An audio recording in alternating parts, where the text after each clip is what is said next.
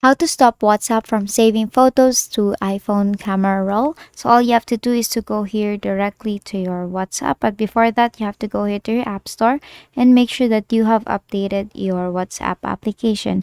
Now, it's very important for you to update your application. That is because there are actually new features that you can only access once you download or update your application. Now let's just wait for it. Now once it's updated, tap on open here.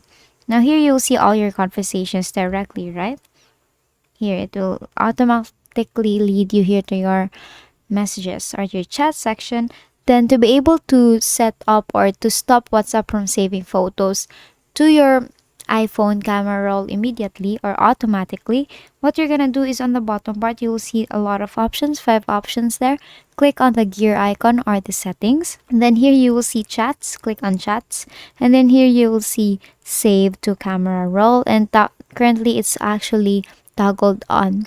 Now, once it's toggled on, whenever you receive photos, it will automatically be sent to your camera roll too. Now, if you don't want that to happen, then what you're gonna do is to toggle off that save to camera roll.